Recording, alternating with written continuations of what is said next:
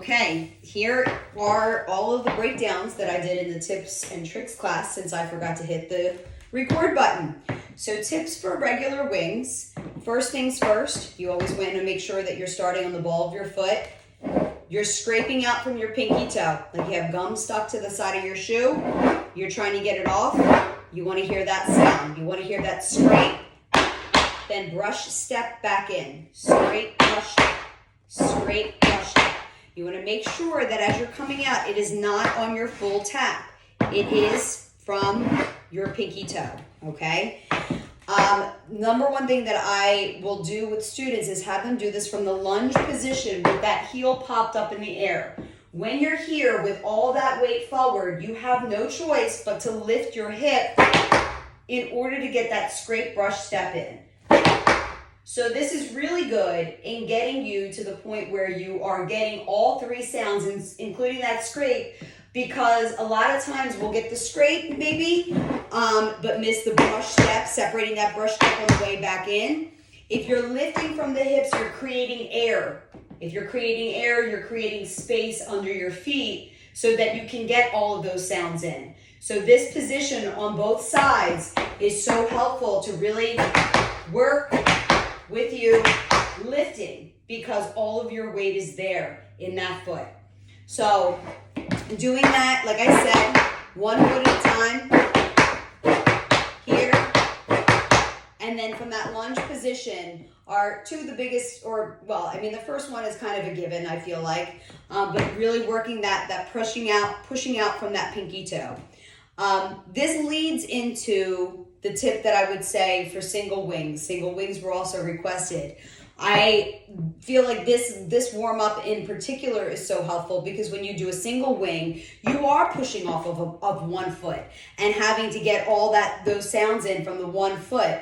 The difference is, and what actually makes it easier when you're dealing with single wings, is now you have this free leg where you can drive up the knee, like pretend like you have a string attached to the middle of your kneecap and you're driving that up. Because now as you lift the knee again, you're creating the space. So you have full control over how much space you're creating to get those sounds of that single wing, okay? And I said this during the class, always going, even if it's a side that you feel like is your weaker side, you wanna make sure you still do both sides because you have to even yourself out, all right? You have to create the strength in your core to balance yourself out on both sides. So don't ever get, a little wimpy out and say, oh, that's not my strong side. I don't care. Do it. You might surprise yourself. Okay.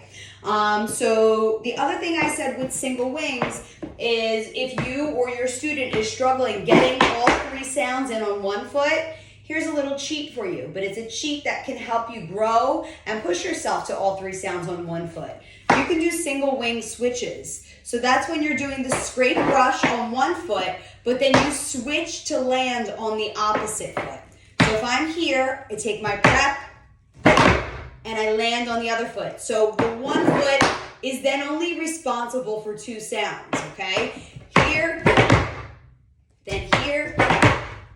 Okay, so that again is something that can help just getting the flexibility in the ankle, the looseness in the ankle that you need, but also getting us used to that lifting motion that we need that's important to be able to get those sounds of the single wings, okay?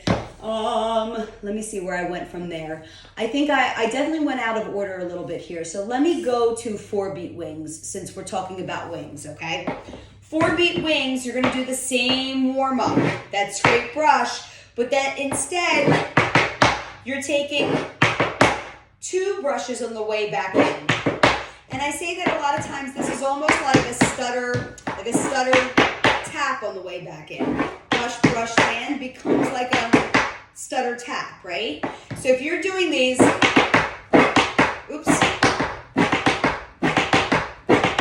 if you're doing these 1 foot at a time, and you're struggling, then maybe it's not time for you to yet try 4-beat wings.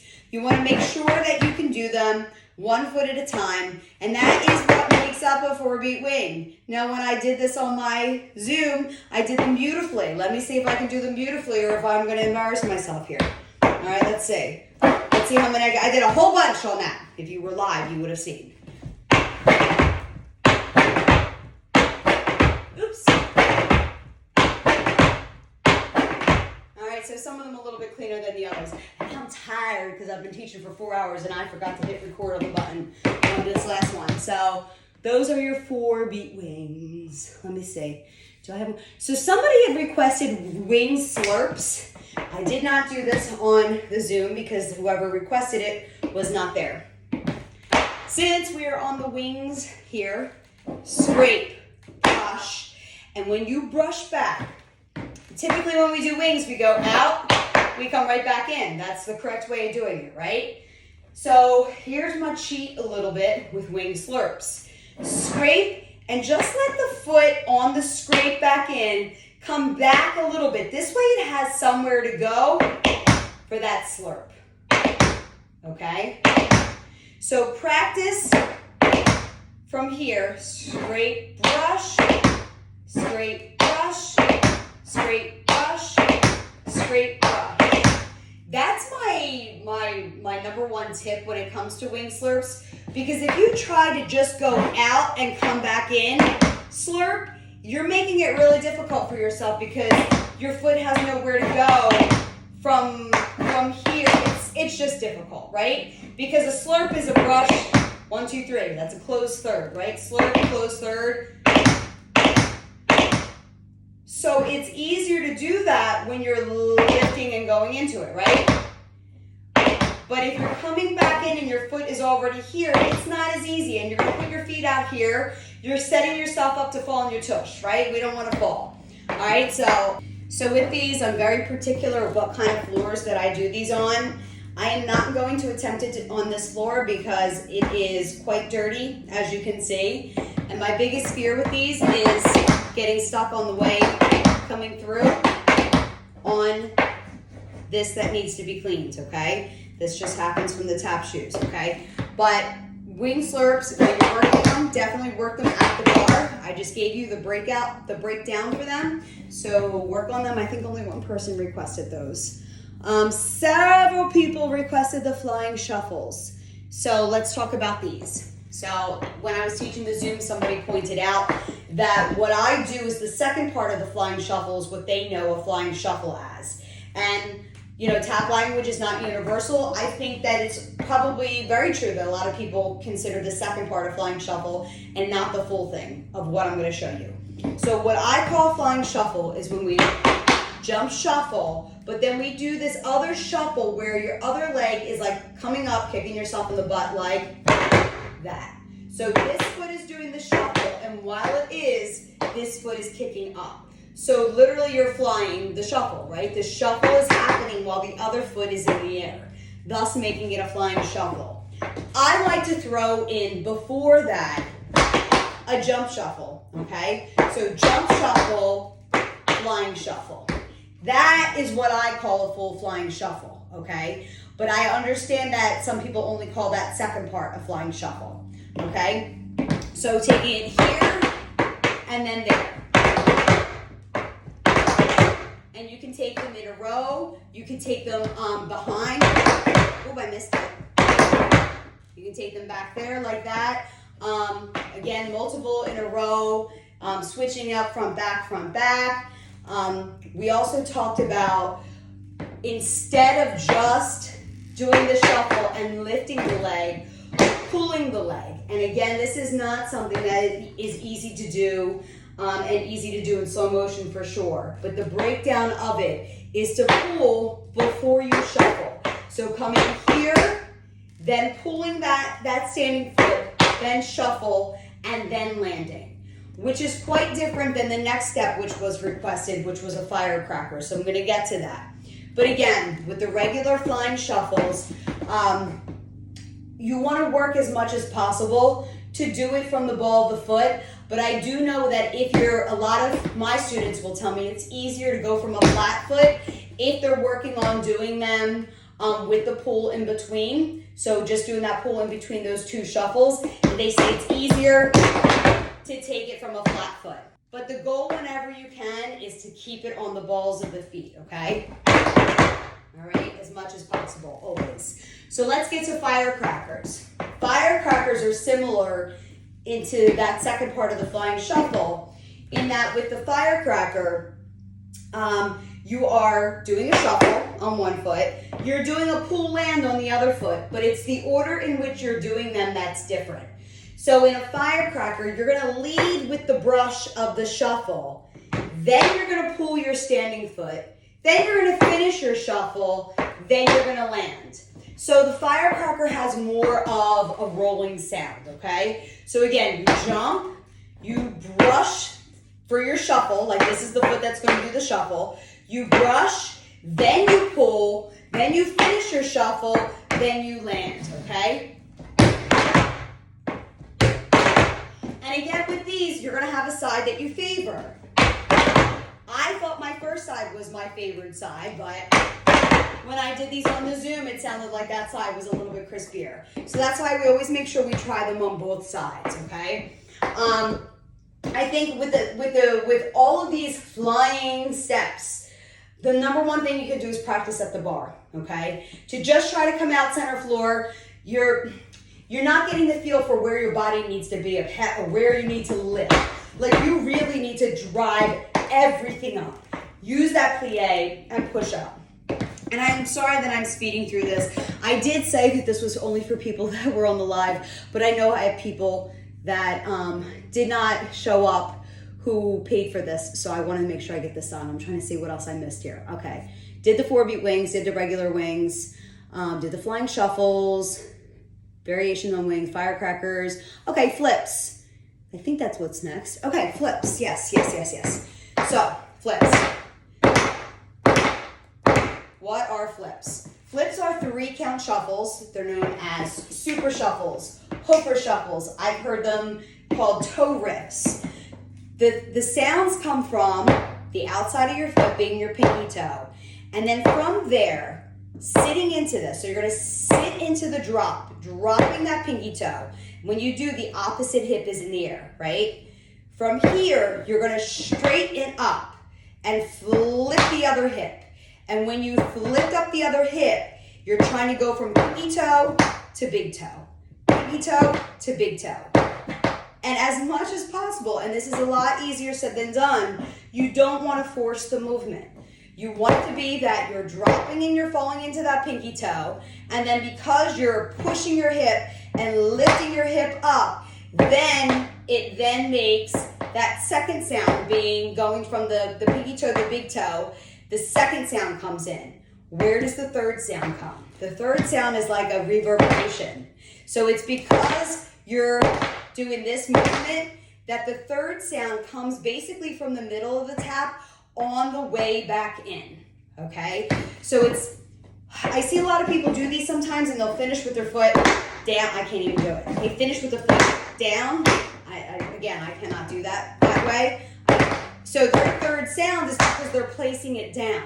That's kind of cheating, right? Because your third sound is because you're then lifting that leg back up. And I said this before, my right side is one that I still work on.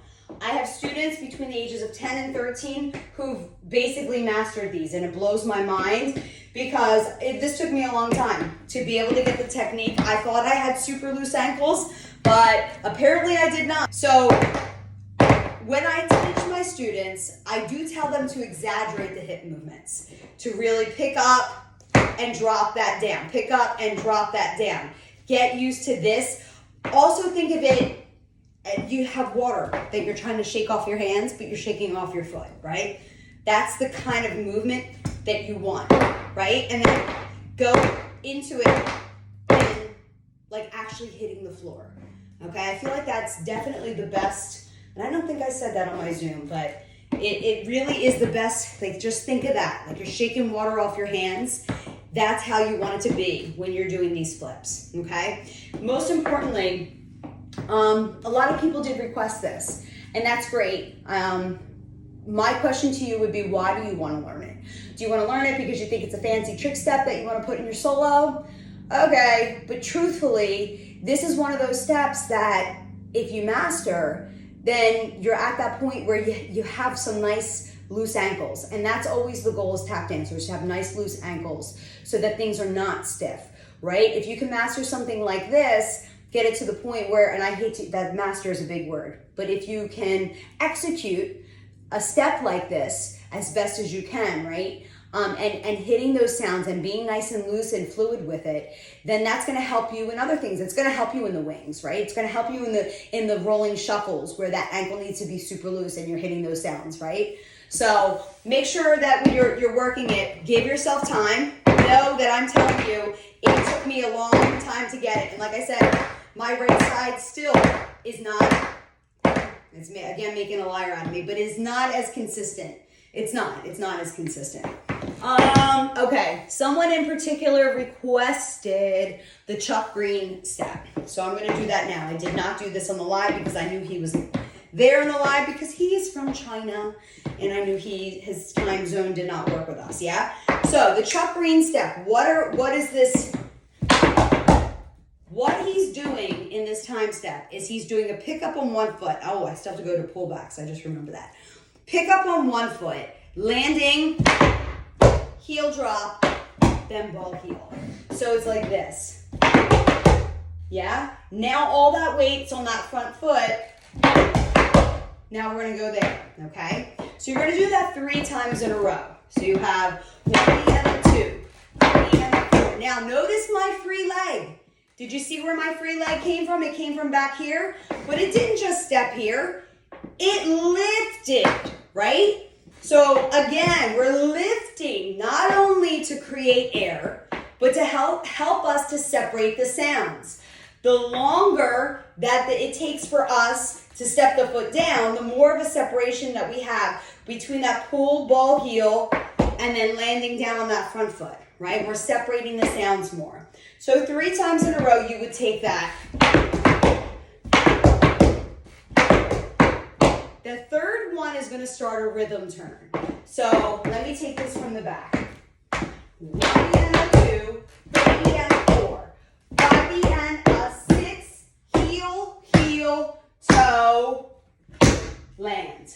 Okay? So you're going to jump out of that last one here. Yeah? Then from there, you're going to do it again. Right? 1 and a 2, 3 and a 4, 5 and a 6, heel, heel, toe, land. And then one more time, same thing. So you just landed here. 3 and a 4, heel, heel, toe, land. And then the break is just doing the 1 and a 2, heel, heel, toe, land. 1 and a 2, heel, heel, toe. All right, so whatever foot does the pickup part, that is the foot that would do the heel drop first, okay? So if I'm doing the pickup on the right foot, right, left, right, and then jump out left. And then opposite on the left. Left, right, left, jump out right, okay? Hopefully that makes sense. And the other Chuck Green step, I believe, was a pendulum wing. So if not, here's a little added bonus for you all. Pendulum wings. Comes off of a single wing, okay? So a pendulum wing, I want you to think brush, hop, pull, hop, brush, hop, pull, hop, right? But instead of those hops, I want you to put in a wing, all right? And here, because we are lifting, don't you think it makes it easier to get the sounds of the wing because we're putting the air that we need underneath to get those sounds in, okay? So you have this, yeah? You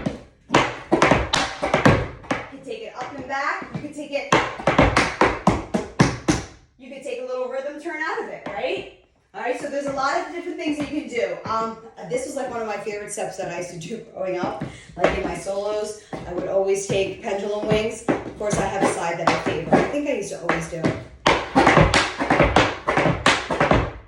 Okay, so you can do a lot of different things with them. Also, well, this is really bonus, okay? If you know renversé turns, Okay, if you have ever done renversé turns, it's hard for me to not travel in here. Same thing, you could take, I feel like I'm gonna kick my step ladder. You could take a renversé turn, but with the wing. So you have the ball change, ball change, ball change, okay, with a prettier fan. Right now I'm afraid I'm gonna fall off my board, okay? Last but not least, pullbacks. I need a drink. Pullbacks, pullbacks, pullbacks. Okay. Woo. Here we go. This is how I teach pullbacks. Start out. Balls are your feet. Yeah? Heels are up in the air. You want to think of drawing a rainbow with your toes. Right? So you can't just go back. You have to go up to go back. Okay? So just first, both feet at the same time. Plie. And think of creating that rainbow up back. I kind of skipped this. I skipped a step. I apologize. You want to plie, hop back. So get used to you, or have your students getting used to pressing through the balls of their feet to get that hop, arch back over. Okay? Up, back, over. All right, so again, plie, up, back. All right? Now, when we're talking about syncopated pullbacks, the number one thing to do is to do it slow and exaggerate the pull, pull, land, land slow. Pull, pull, land, land. So think kicking yourself in the tush again, okay? So you're taking it here, pull, pull, land, land. Pull, pull, land, land. The hardest part for most people is getting that pull of the second foot. Right? So when you go to do it fast, sometimes what happens is you lose the second pull sound, okay? That's when I say, turn it around now and lead from the opposite side. This way now, your opposite side is having to do some work. Now that foot gets the feel of what it is, that leg, that foot gets the feel of what it is to have to do that pull. So you want to continually work on that, and you want to force yourself to get to the point where you can do that and gradually get it to the point where it rolls more, right? So you're here, and then again. And then again, as you're doing them slower, as you're doing them faster, if you are still struggling with getting that second foot to do the pull, you gotta lead with that foot. So you're here, gotta lead with that foot. Gotta lead with your bad foot. You always have to go back to make the work happen from both sides to make it easier for you to get all those sounds in. Because if not, I promise you, you're going to get caught not making all your sounds. I promise you. Okay? So, thank you so much for joining me. That was a very quick version of me breaking down all those steps. I hope you enjoyed it. Let me know if you have questions. Bye.